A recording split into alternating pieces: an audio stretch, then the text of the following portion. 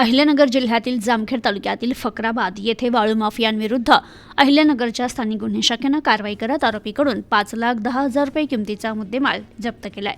अहिल्यानगरचे जिल्हा पोलीस अधीक्षक सोमनाथ घारगे यांनी दिलेल्या आदेशानुसार स्थानिक गुन्हे शाखेचे पोलीस निरीक्षक किरण कुमार कबाडी यांनी पोलीस पथक तयार करत अवैधरित्या गौण खनिजांचं उत्खनन करून वाहतूक करणाऱ्या इस्मांची माहिती काढून कारवाई करण्याकामी सूचना आणि मार्गदर्शन करत पथकास रवाना केलं। दरम्यान पथक जामखेड पोलीस ठाणे हद्दीत अवैधरित्या गौण खनिजांचं उत्खनन करून वाहतूक करणाऱ्या इस्मांची माहिती घेत असताना पथकास अरणगाव ते हळगाव रोडने ट्रॅक्टर ट्रॉलीमध्ये गौण खनिज वाळू भरून चोरून चोंडीवरून हळगाव मार्गे फकराबादकडे जाणार असल्याची माहिती मिळाली।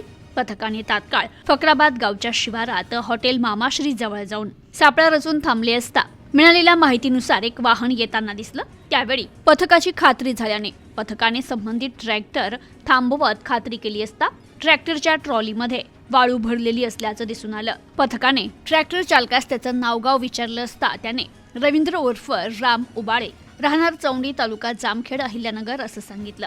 तर संबंधित वाळू वाहतुकीबाबत परवाना आहे का याबाबत विचारणा केली असता त्याच्याकडे कोणताही परवाना अगर रॉयल्टी पावती नसल्याचं सांगितलं।